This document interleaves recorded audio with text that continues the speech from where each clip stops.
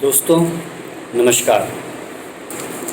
आज आप सभी को देश के महान सपूत, देशभक्त, राष्ट्रीय विचारधारा को अग्रेसित करने वाले महान राष्ट्रभक्त वीर विनायक दामोदर सावरकर जी के जन्म उत्सव पर ढेर सारी शुभकामनाएं।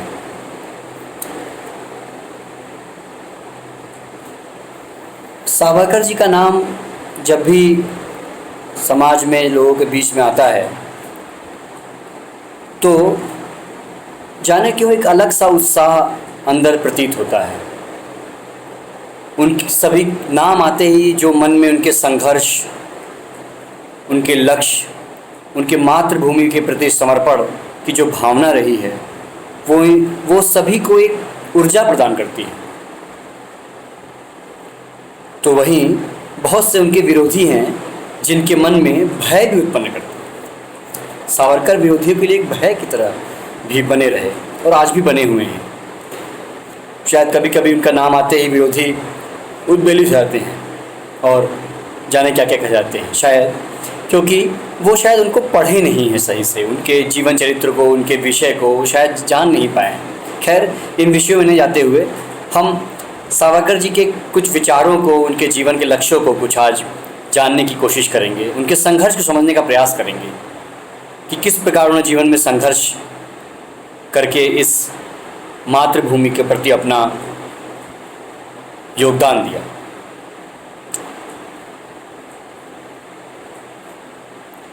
उनके पुस्तक, उनकी जीवनी लिखने वाले पहले लेखक धनंजय कीर ने उनकी जीवनी जब लिखी तो उसमें लिखा उन्होंने कि भारत की पृष्ठभूमि पर सावरकर की जीवनी लिखने और उनकी आत्मकथा बताने की कोई आवश्यकता नहीं है। यहाँ के जन जन के विचारों में सावरकर विद्यमान हैं।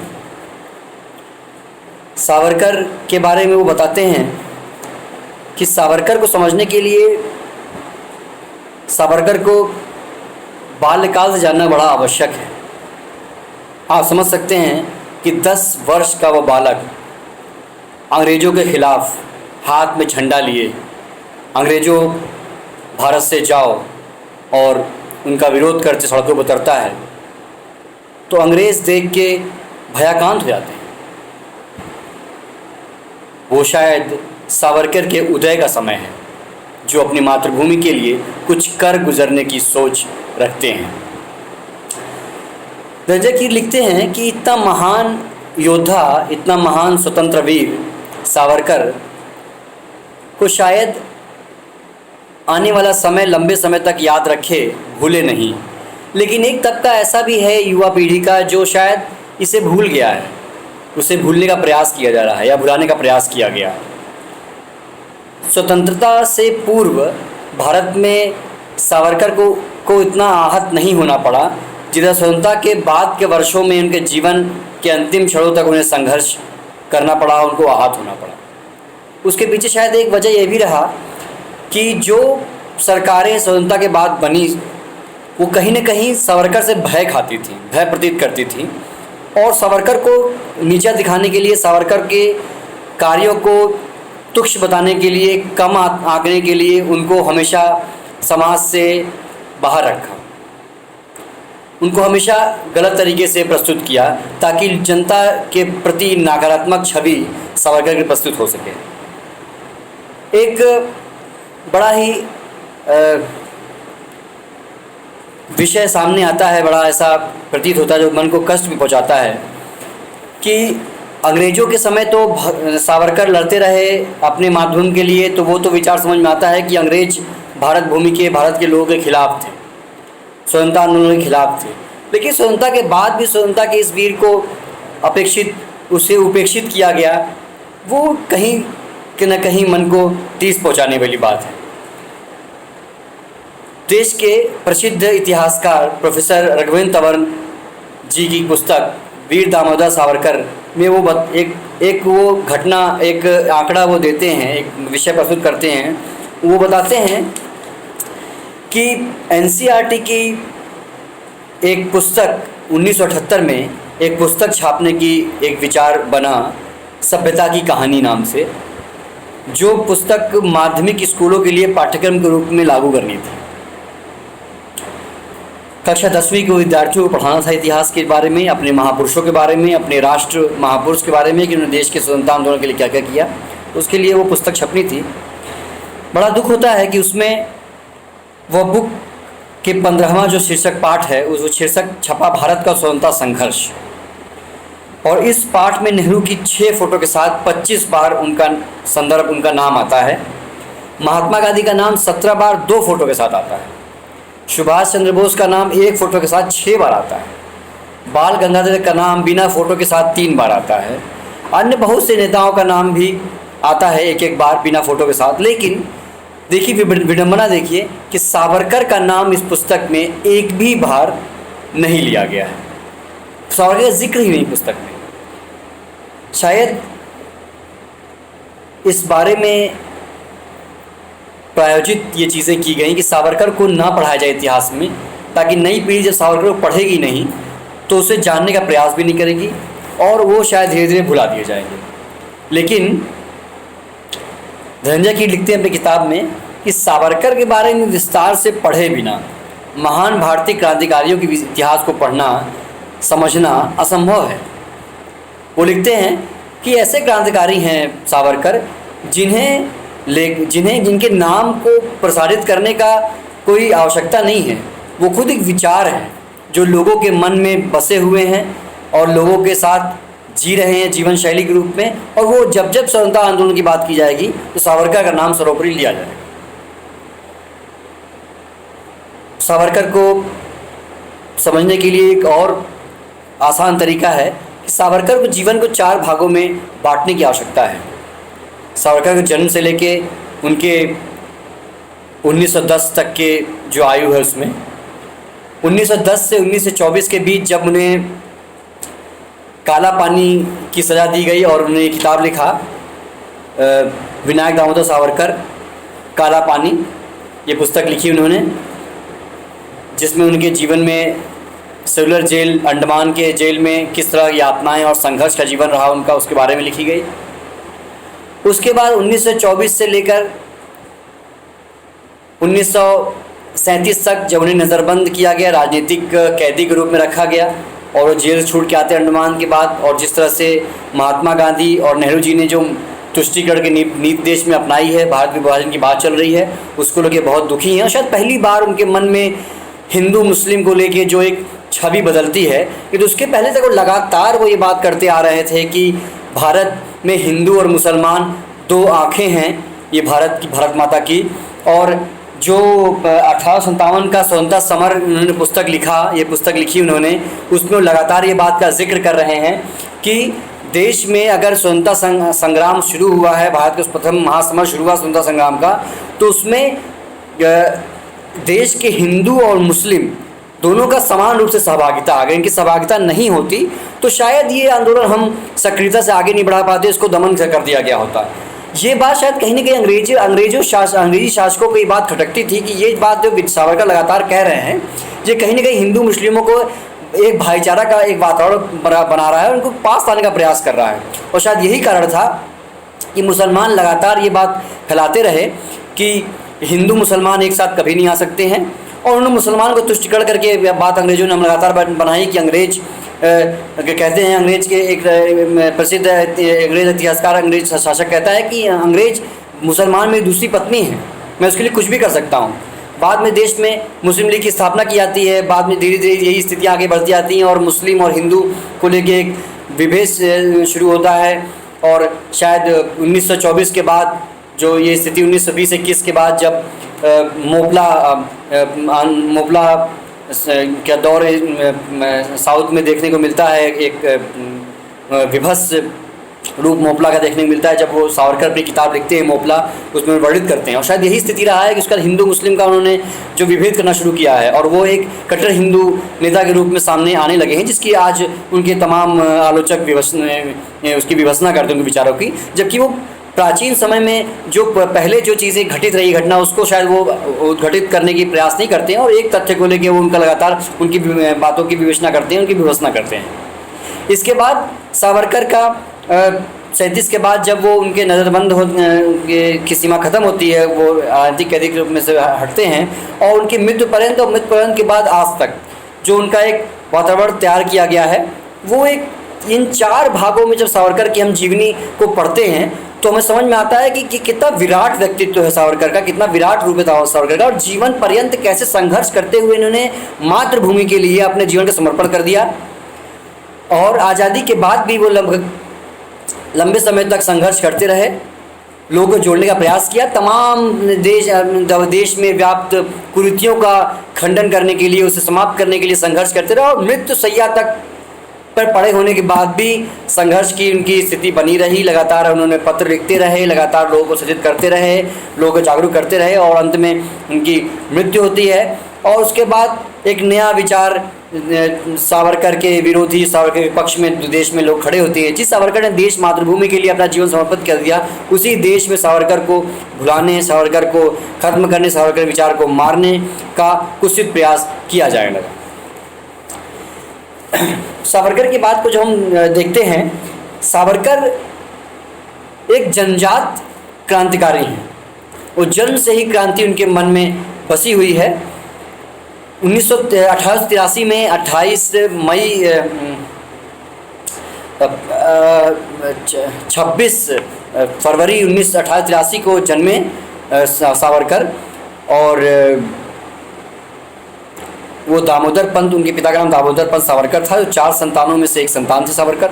और बचपन से उनके घर में क्रांतिकारियों की बातें होना, रामायण महाभारत की कथा को पढ़ा जाना, उपनिषद पढ़ा जाना, चाणक्य के बारे में जानना, मातृभूमि के बारे में चर्चा करना, और ऐसे तमाम सब चीज़ें, साहित्य को पढ़ना, और तमाम चीज़ें माहौल घर में बचपन से ही उनको पढ़ने समझने का मौका मिला। और शायद यही कारण था कि उनके मन में मातृभूमि के प्रति जागरूकता, मातृभूमि के प्रति सम्मान जो उनके मन में आया और वो बसा, उसके लिए कि वो आगे बढ़े। उन्होंने 1899 में मित्रों के साथ मिलके एक फ्रेंड्स यूनियन, मित्र मेला करके एक समूह बनाया। उन समूह में बड़े बड़े लक्ष्यों को लेके बात की जाती थी, और उनको जितने भी सदस्य थे उनको एक गोपनीयता की शपथ दिलाई जाती थी कि वो इस बारे में किसी से भी चर्चा नहीं करेंगे, किसी बारे में चर्चा नहीं करेंगे। ये गोपनीय तरीके से हम मातृभूमि के रक्षा के लिए, क्रांतिकारियों को सम्मान के लिए हम ये कार्य करते रहेंगे। 1904 में यही समूह, जब वो 24 साल की अवस्था में आए सावरकर, यही समूह अभिनव भारत नाम से जाने लगा, और अभिनव भारत नाम से एक समूह बनाया उन्होंने, इस पर उन्होंने कार्य शुरू किया, जिसका उद्देश्य था किसी भी कीमत पर देश की अखंडता, देश की स्वतंत्रता, मातृभूमि की रक्षा। उस पर इसी समय से अखबारों की सुर्खियों में सावरकर का नाम आने लगा। मित्र अपने अभिनव भारत के सदस्यों के साथ मिलकर वो तमाम मातृभूमि को स्वतंत्र कराने के लिए समकक्ष तमाम कार्य करना शुरू कर दिया था उन्होंने।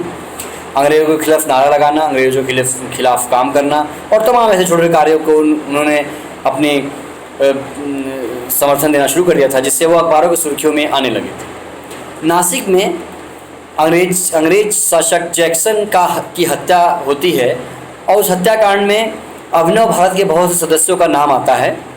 पहली बार द ट्रिब्यून अखबार ने लिखता है कि 1906 से पूर्व नासिक में सावरकर के नेतृत्व में मित्र मेला, फिर अभिनव भारत का निर्माण होता है, जिससे देश की आज़ादी के लिए उत्तेजक कविताएं, क्रांतिकारियों की कहानियाँ, उनके प्रेरक प्रसंग और गोला बारूद बनाने के लिए विधि और उत्तेजक भाषण, इन सब का प्रकाशन हो रहा है, इन सब का प्रसार हो रहा है, और इन सब के पीछे कहीं न कहीं सावरकर ही हैं।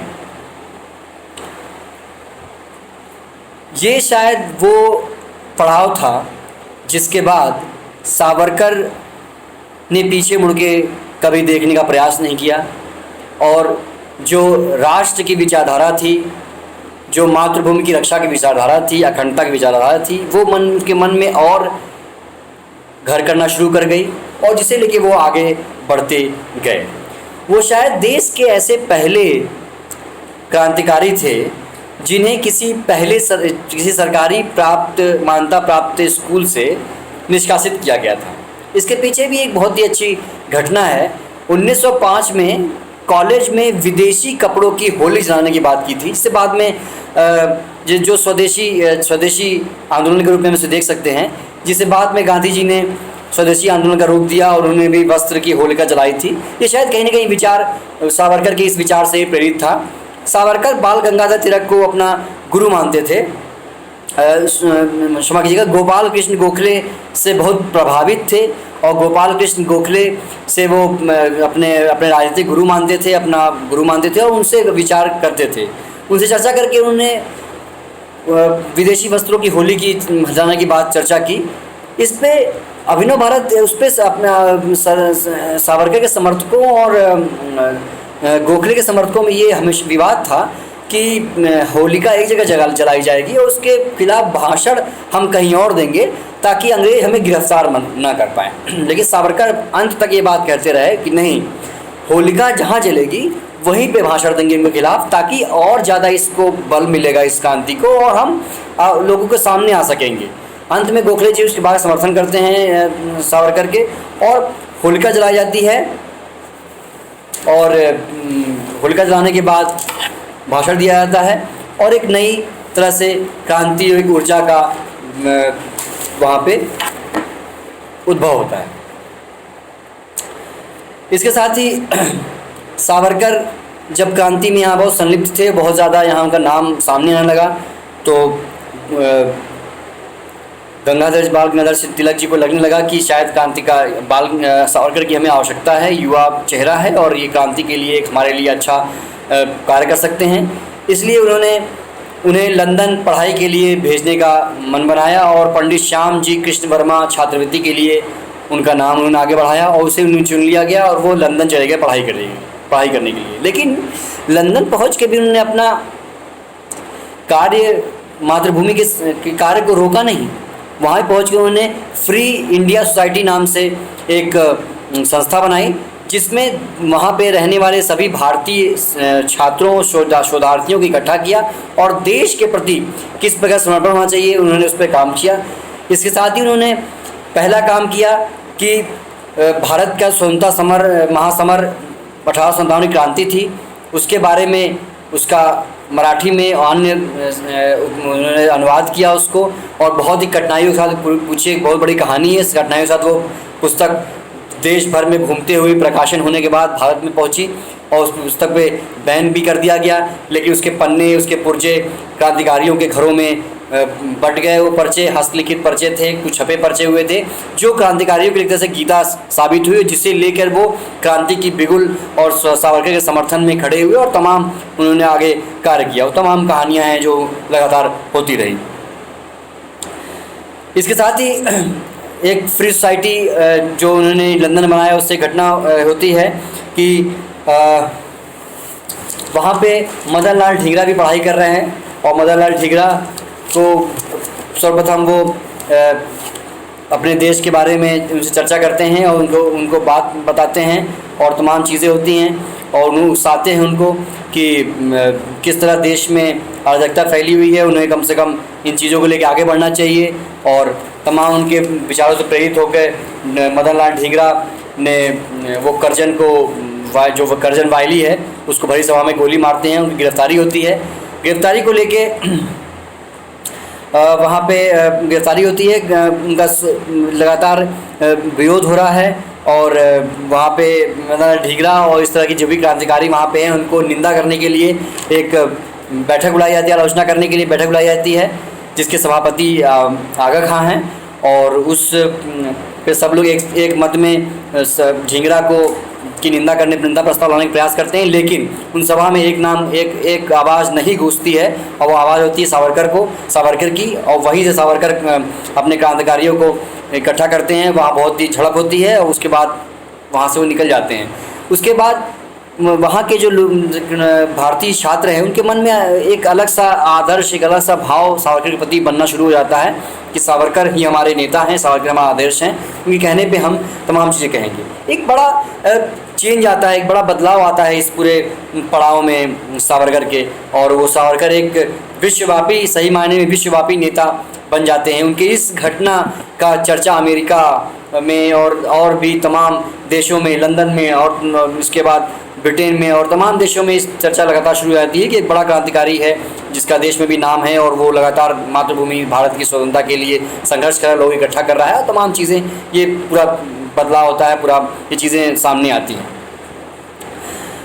बड़ी बात होती है कि लगातार सावरकर और गांधी जी के मतों को लेकर हमेशा भिन्नता बताई जाती है और मत भिन्नता होती है, और शायद ये चीज़ें सामने भी हैं कि जहाँ महात्मा गांधी अहिंसा की बात करते हैं, वहाँ सावरकर इस बारे में अपने उनके मत अलग हैं, वो हिंसा के बारे में चर्चा करते हैं। हिंसा भी एक उनका कहना है कि हिंसा के बिना जो है स्वतंत्रता प्राप्त करना असंभव सी चीज़ है, क्योंकि ये अंग्रेज़ जो हैं वो बहरे हैं, इनको आवाज़ सुनने के लिए विस्फोट करना बहुत ज़रूरी है, और इसको लेके वो आगे चीज़ें बढ़ते हैं। लेकिन इसके बाद भी तमाम ऐसे विचार हैं जिसको लेके सावरकर और गांधी जी में समानता देखी जा सकती है। एक घटना मुझे याद आती है, मैंने जो है प्रोफेसर रघुवीर सर की पुस्तक में और धनंजय कीर की पुस्तक में मैंने पढ़ा, उस पुस्तक में एक घटना आती है कि 1906 में जैसे गांधी जी और सावरकर संपर्क में हैं, दोनों एक दूसरे को सुना है, दोनों ने पढ़ते हैं, दोनों सुना है, दोनों मुलाकात नहीं उन लोगों की हुई है।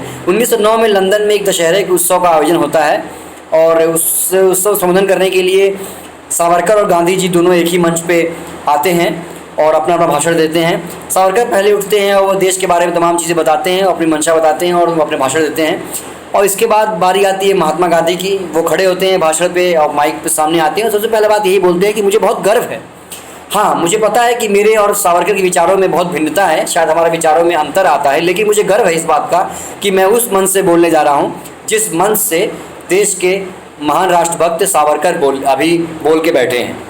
तो ये चीज़ें होती हैं। बाकी उनकी इस चर्चा को बहुत आगे बल मिलता है। द इंडियन ओपिनियन अखबार में लिखता है, गांधी जी का कोट छपता है कि उनकी बहादुरी मुझे प्रेरित करती है, लेकिन उनका उत्साह दिग्भ्रमित है, और भारत की बीमारियों का इलाज हिंसा से कतई नहीं हो सकता है। ये तमाम चीज़ें थीं जिसको लेके उनके मतभेद रहा, और बाद के दिनों में फिर गांधी जी एक बार और उनको रत्नागिरी में मिलते हैं और मुलाकात होती है उनसे। आश्वस्त हैं सावरकर और मुलाकात गांधी जी से हो रही है। गांधी जी बोलते हैं कि हम बहुत कम मिल पाए, लेकिन मैं आपकी प्रशंसा करता हूं, मैं आपका सम्मान करता हूं। सावरकर ही बोलते हैं कि मैं भी, भले हमारा मतभेद है लेकिन मैं भी सम्मान करता हूं, आशा करते हैं हम आगे मिलेंगे, लेकिन शायद उसका तो मिल नहीं पाए। और जो भी रहा, सावरकर के जीवन का द्वितीय जो बहुत अहम पड़ाव है, जिस अहम पड़ाव की हमेशा चर्चा करते हैं सारे लोग, और जो सबसे विभत्स जीवन का उनके रहा है, लेकिन सावरकर उसको जीवन का बहुत ही सुनहरा पल मानते हैं उसको, और बोलते हैं जीवन के सबसे अच्छे पलों में से मेरा एक पल रहा है। वो पल है अंडमान का जेल। 1910 से 1921 का जो दौर रहा है, करीब 11 साल का, वो सावरकर के लिए अंडमान का जेल रहा है, जिसमें बहुत सी यातनाएं रही हैं, जिसमें कोशिश की अंग्रेजों ने कि किस तरह से इनको तोड़ दिया जाए, किस तरह से मातृभूमि के समर्पित जो समर्पण भावना दिखा रहे हैं उससे वो उनको ख़त्म किया। तमाम चीज़ें होती हैं उसमें। 1909 से ही सरकारी गिरफ्तारी की चर्चा तेज हो गई है। 10 मार्च 1910 को गिरफ्तार कर लिया जाता है उनको। 1 जुलाई 1910 को जंजीरों से बांधकर भारत लाने के लिए जहाज़ में डाल दिया जाता है। वे जहाज़ से समुद्र में कूदकर और तैर के किनारे आ जाते हैं, लेकिन उनके साथी समय पे नहीं पहुंच पाते हैं और पुनः उन्हें गिरफ्तार कर लिया जाता है। 22 दिसंबर को आजीवन कारावास उनको के साथ सब संपत्ति जब्त करने का आदेश दे दिया जाता है। 27 जून 1941 को जंजीरों में बांधकर पोर्ट ब्लेयर लाया गया और उन्हें जेल में रखा गया। एक उनकी पुस्तक माई ट्रांसपोर्टेशन फॉर लाइफ मुझे ध्यान आता है। उस किताब में उन्होंने अपना एक वर्णन किया है, बहुत ही मार्मिक वर्णन है कि जब उन्हें जहाज़ से पोर्ट ब्लेयर ले जाया जा रहा है और उन्हें, चूँकि राजनीतिक बंदी हैं तो राजनीतिक बंदियों को आम बंदियों के साथ नहीं रखा जा सकता है, उन्हें अलग सुविधाएं दी जाती हैं, उनसे अखबार पढ़ने के लिए, लिखने के लिए पुस्तक कलम उनको प्रोवाइड करनी होती है, तमाम चीज़ें होती हैं राजनीतिक बंदियों को मिलती हैं, लेकिन उसके बाद भी उनको सावरकर को वो चीज़ें नहीं मिली, उनको यातना झेलनी पड़ी। उन्होंने अपनी पुस्तक जो लिखी उसके बाद में संस्करण तिलक के अखबार में और बाद में 27 जनवरी 1927 में जो है सदानंद की ने में धारावाहिक रूप में छपा। उसमें एक कोट वो लिखते हैं कि सावरकर की कठोर यातना से भरी यह सज़ा अंडमान की यात्रा से ही शुरू हो गई है। जैसा कि उन्होंने अपने शब्दों में व्यक्त किया है, शाम हो गई है, अत्यधिक गर्मी थी और भारी भीड़ जमा थी। 50 लोगों का वह दल जो जहाज मेरे सबसे करीबी पड़ोसी थे, भारत की आज़ादी के सबसे गंदगी भरे माहौल से संबंध रखते थे। हिंदू, मुसलमान, चोर, डकैत सभी अत्याचार और अपराध में डूबे हुए लोग वहाँ ले जाए जा रहे थे। कुछ दुर्गंध युक्त बीमारियों से ग्रस्त थे, कुछ तो अपने दांत साफ करना भी नहीं जानते थे और सभी अपने बिस्तर एक के ऊपर एक ढेर बनाकर रखे हुए थे। इस तरह लेटे हुए थे कि उनके बीच 1 इंच का भी फासला नहीं था। इस भीड़ में मैंने अपना बिस्तर बिछाया और उस पर लेट गया। मेरे पाँव उनके सिरों को छू रहे थे और उनके पैर मेरे मुंह तक आ रहे थे और मैं पीठ के बल लेटा रहा। अपने ठीक सामने मैंने एक पीपा देखा जो लगभग आधा कटा हुआ था और खुला हुआ था और भीड़ से थोड़ा दूर रखा हुआ था। उसके पास एक छोटा सा खुला स्थान था। मेरी तरफ वाली जगह पर और कोने में जहाँ मैं रह रहा था वहाँ कैदियों की इतनी भीड़ नहीं थी जितनी दूसरी तरफ थी। यहाँ थोड़ी खुली जगह थी और शायद मुझे यहाँ रखा गया था। लेकिन उस समय इस ओर आ रही भयंकर बदबू से मेरे नथुने सड़ रहे थे और इससे बचने के लिए मुझे अपनी नाक को बंद करना पड़ा। एक पड़ोसी ने सामने पड़े पीपे की ओर इशारा किया और मैंने देखा कि रात के समय इसको शौच के लिए कमोड की तरह इस्तेमाल कर रहे थे। तो आप इस तरह से बातों से वर्णन देख सकते हैं किस तरह सावरकर को यातनाएं दी गई, किस तरह उस तरह यातनाओं की शुरुआत थी उनकी। इसके बाद वो पोर्ट ब्लेयर पहुँचते हैं और वहाँ से उनकी यातनाओं का शुभारंभ होता है। सही बात नहीं, शुभारंभ भी होता है। जेल की यातनाएं इतनी ज़्यादा हैं कि उसका वर्णन हम करते हैं तो मन भर आता है। सबसे बड़ी यातना है कि एक जेल है, जेल के अंदर जहाँ सर पूरी तरह से ठीक से खड़े होने की भी स्थिति नहीं है, वहाँ पे सावरकर को रखा गया है। कोल्हू के बैल की तरह उनको जोत दिया जाता है। पूरे कमरे में नारियल के टुकड़े पड़े हुए हैं, खोल पड़े हुए हैं। उसके बीच में उन्हें कोल्हू की तरह जोता जाता है। हर दिन करीब 300 पाउंड नारियल से तेल निकालना होता है। उन सभी बंदियों के बीच में सावरकर सबसे कमज़ोर बंदी थे और कोल्हू में जोतने के पहले जो मेडिकल ऑफिसर होता है उससे अनुमति लेनी पड़ती है, सर्टिफिकेट लेना पड़ता है कि ये व्यक्ति वहाँ लगाने के लिए उचित है कि नहीं। उसके बाद ही वो वहाँ पे लगाया जाता है। लेकिन इन सबको दरकिनार करते हुए उस समय के अंग्रेजी शासकों ने सावरकर को उसमें लगाया। वो लगातार वो जोतते थे और किसी किसी दिन वो अपनी तय लक्ष्य को पूरा नहीं कर पाते थे तो उसके लिए उनको मार भी पड़ती थी। उनका बदन बुखार से तपता था, परेशान थे, बीमार होते थे, लेकिन उसके बाद भी उन्हें वो कार्य करना पड़ता था। सबसे बड़ी दिक्कत ये थी कि इस बीच में वहाँ पे पानी पीने का भी नहीं व्यवस्था होती थी। 3 गिलास पानी मिलता था कुल, उसी में पानी पीना होता था। अगर ज़्यादा पानी पीना होता था तो अगले दिन ये कोटे से काट लिया जाता था। कार्य के दौरान मल मूत्र के लिए भी बाहर जाने की बात नहीं होती थी और जब पानी पीने के लिए नहीं दिया जाता था, स्नान करने के लिए पानी क्या मिलता होगा ये आप समझ सकते हैं। इस बीच भी सावरकर ने अपने आप को टूटने नहीं दिया। वहाँ लोगों से मिले, लोगों से बातचीत करते थे।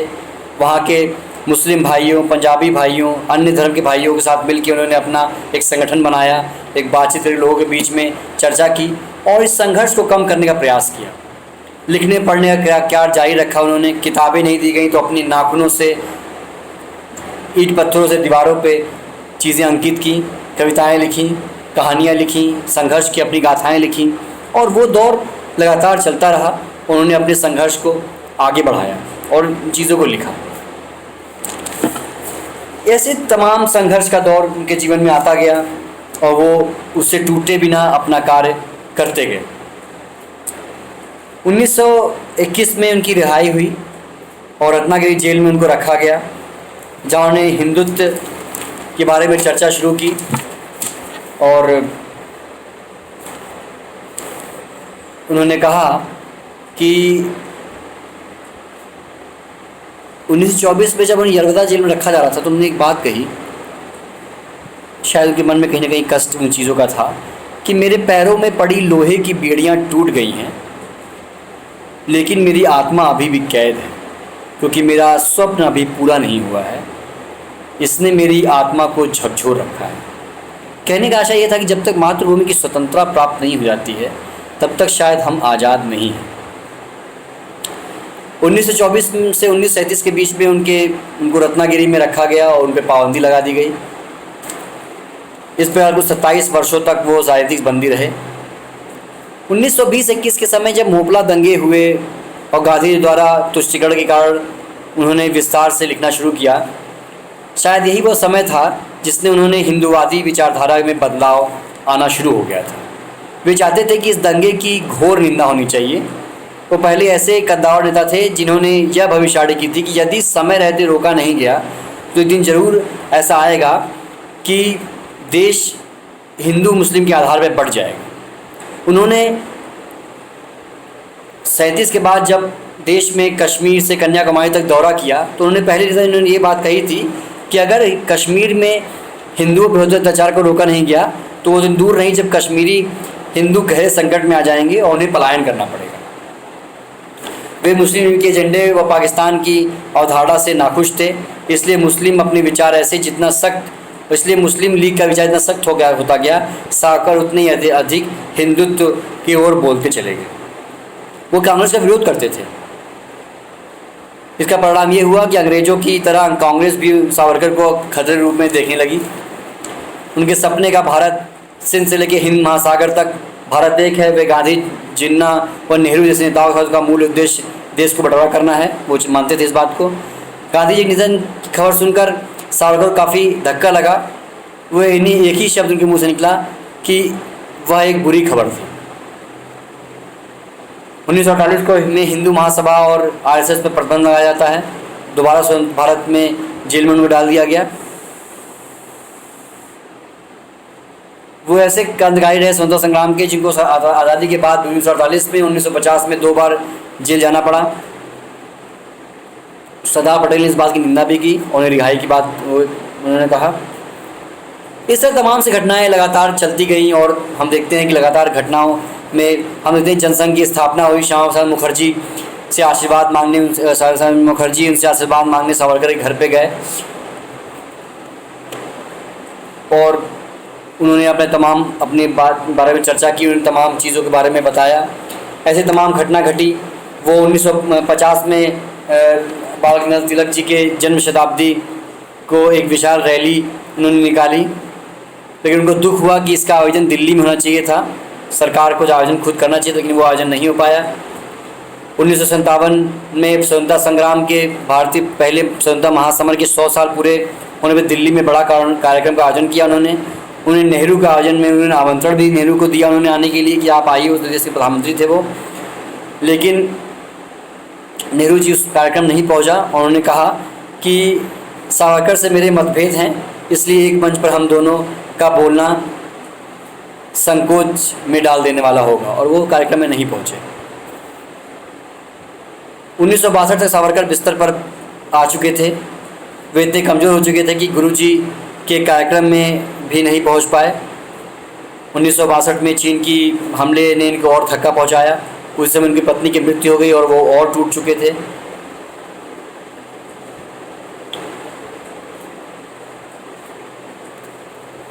बड़ी विडंबना ये देखने को मिलती है हमेशा सावरकर को लेके, जो विरोध भी होता है कि सावरकर के अंडमान जेल जाने के समय जो उनकी संपत्ति को अंग्रेज़ों ने अपने कब्जे में ले लिया था, उनके मृत्यु के बाद भी उस पर कोई सुनवाई नहीं हुई। मृत्यु के बाद भी उनको वो संपत्ति उनको मिल नहीं पाई। अटल बिहारी वाजपेयी जी ने, भारत के प्रधानमंत्री रहे अटल बिहारी वाजपेयी जी ने भी इस विषय में बहुत चर्चा की, बहुत मुद्दे उठाए, लेकिन उस पर कुछ कार्य हो नहीं पाया।